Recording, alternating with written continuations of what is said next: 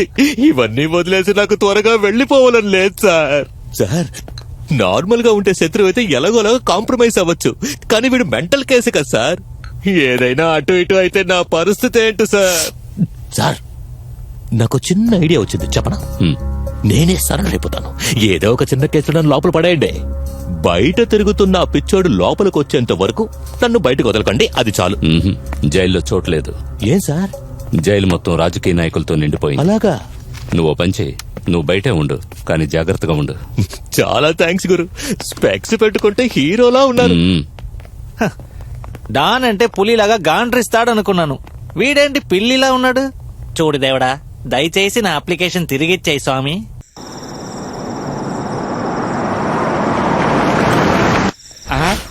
అన్నొచ్చేసాడు అన్న. Good night అన్నా. అంత రెడీ అన్నా?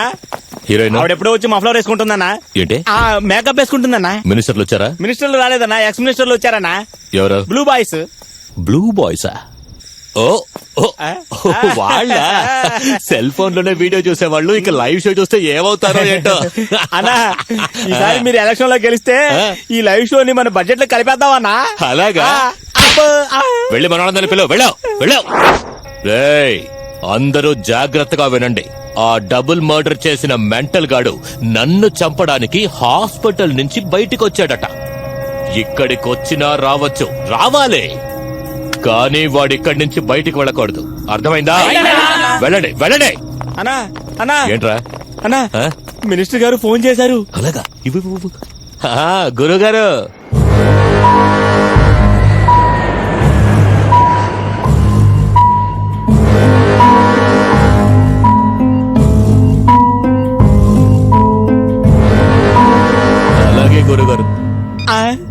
ఇదేంటన్నా ఫేస్ కట్ చేంజ్ అయిపోయింది?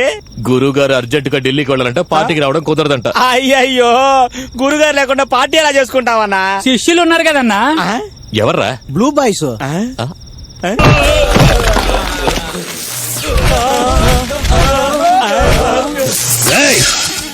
ఎవర్రా వాడు?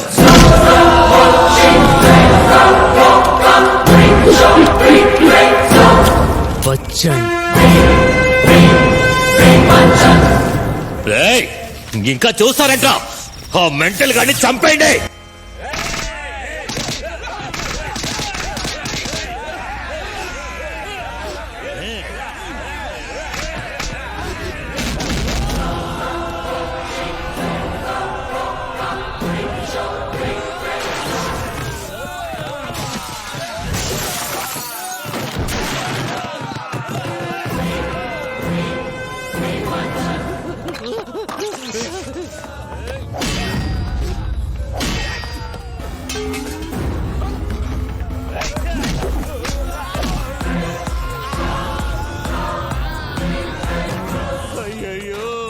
అన్నా, జాగ్రత్తగా కూర్చున్నావా? మెంటల్ హాస్పిటల్లో తింటేనే ఇంత స్ట్రాంగ్ గా ఉన్నాడు. ఇక మనలాగా చికెన్ మటన్ తింటే ఇంకెంత స్ట్రాంగ్ గా ఉంటాడు. అదొకతే. అన్నా వస్తున్నాడు.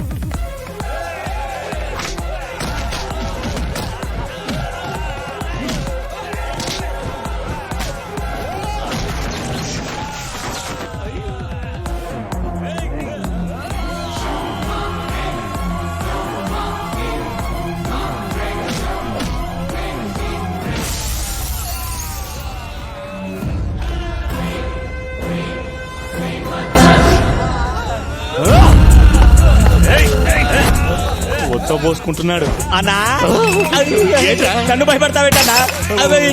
పోలీసులు ఫోన్ చేయన్నా. టెన్షన్ లో గుర్తే రాలేదురా.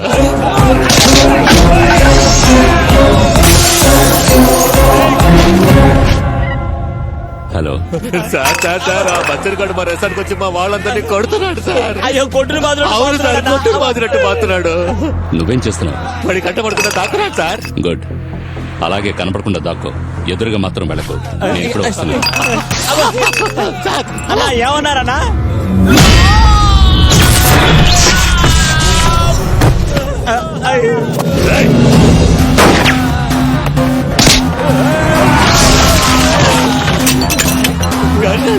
కదరా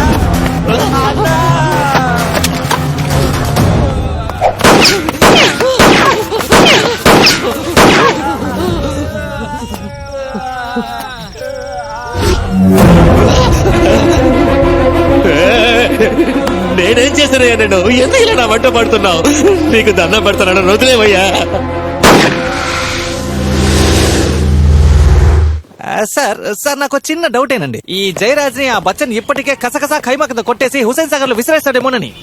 ఎందుకంటే ఆ జయరాజ్ బతుకున్నాడో చచ్చాడో ఇంకా తెలియలేదు కదా, అందుకే అలా అనుకున్నాను. ఇక నుంచి నువ్వు అనుకున్నవన్నీ నీ బుర్రలోనే పెట్టుకో. అలా అనుకున్నవన్నీ బుర్రలో పెట్టేసుకుంటే ఆలోచన పెరిగి పెరిగి టెన్షన్ ఎక్కువై నేను కూడా మెంటల్ అయిపోతాను కదా సార్. నువ్వు పోలీస్ స్టేషన్ కంటే మెంటల్ హాస్పిటల్ కి బాగా సూట్ అవుతావు. వెళ్ళు. నేను అడ్వకేట్ ని, నన్నే మీరు ఇలా తిప్పుతుంటే ఒక కామన్ మ్యాన్ పరిస్థితి ఏంటండి? Good morning good sir. Morning good morning Vijay Kumar. మీరు 10 నిమిషాలు వెయిట్ చేస్తారా? ఎమర్జెన్సీ మీటింగ్ ఉంది. No no no, I can't wait any further. 2 వారాలుగా పోలీస్ స్టేషన్ చుట్టూ తిరిగి విసిగిపోయాను. ఇక వెయిట్ చేయడం నా వల్ల కాదు. ఇదిగో స్వామి, ఒక డేంజరస్ క్రిమినల్ రిమాండ్ నుంచి తప్పించుకున్నాడు, దాని గురించి కొంచెం డిస్కస్ చేయాలి. నాకు అవన్నీ అవసరం లేదండి. ముందు నా ప్రాబ్లం సాల్వ్ చేయండి అంతే. హలో, ఏంటి మీ ప్రాబ్లం? 2 వారాల క్రితం యూనిటీ సర్కిల్లో ఎవడో ఓ ఫూలిష్ ఫెలో నాకు యాక్సిడెంట్ చేసి వెళ్ళిపోయాడు సార్. చూడండి, అయ్యో అబ్బా. ఈ ఫ్రాక్చర్ దాని వల్ల అయింది సార్. నేను ఇమ్మీడియట్ గా దగ్గరలో ఉన్న పోలీస్ స్టేషన్కి వెళ్లి కంప్లైంట్ రిజిస్టర్ కూడా చేశాను. ఆ కంప్లైంట్ లో కార్ నెంబరు మెన్షన్ చేశాను. అంతేకాదు మిస్టర్, యాక్సిడెంట్ అయిన ప్రదేశంలో సీసీ కెమెరా ఉంది, ఫుటేజ్ అంతా రికార్డ్ అయి ఉంటుంది, తెప్పించుకొని చూడండి అని ఐడియా కూడా ఇచ్చాను. ఇదంతా జరిగి 2 వారాలైనా ఎటువంటి యాక్షన్ తీసుకోలేదంటే కోపం రాకుండా ఉంటుందా? హలో మిస్టర్, మీరు ఇలా ఇష్టం వచ్చినట్టు మాట్లాడకండి. ఇందులో మీ తప్పు కూడా ఉంది. మీరు కంప్లైంట్ లో రాసిచ్చిన ఆ కార్ నెంబర్ తప్పు. అందువల్లే ఇన్వెస్టిగేషన్ డిలే అవుతోంది. మొన్న మీరు ఇక్కడికి వచ్చి చేసిన గొడవంతా చూసి మా డిపార్ట్మెంట్ వాళ్ళదే తప్పేమో అనుకుని నేను సీసీటీవీ ఫుటేజ్ అంతా చూశాను. మీరు ఓసారి చూడండి. రాజారావు, సార్ ఈ లాయర్లు ఎక్కడికి వెళ్ళినా వాదిస్తూనే ఉంటారు. సర్లే వదిలే.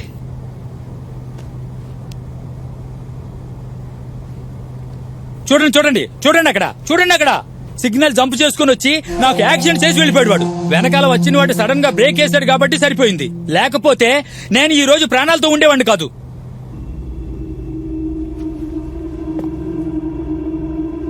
Stop stop stop. హలో, ఎందుకు? ఏయ్, నోరు మూసుకో. రివైండ్. ఆ రెడ్ కార్ దగ్గరకు జూమ్ చేయి. సార్ ఇతను ఆ బచ్చన్ కదా sir? July 13th, unit circle, morning 10:30.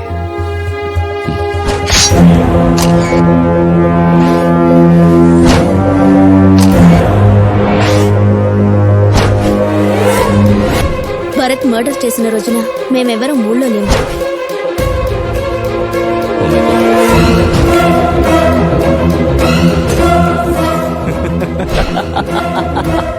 ఈ బచ్చన్ యాంగ్రీ యంగ్ మ్యాన్ మాత్రమే కాదు, he's a brilliant man also. What do you mean? వాడు చేసిన 2 మర్డర్స్ ప్రీ ప్లాన్. అంటే వాడు పిచ్చోడు కాదా సార్? నో, పిచ్చాళ్ళ నటిస్తున్న తెలివైన వాడు.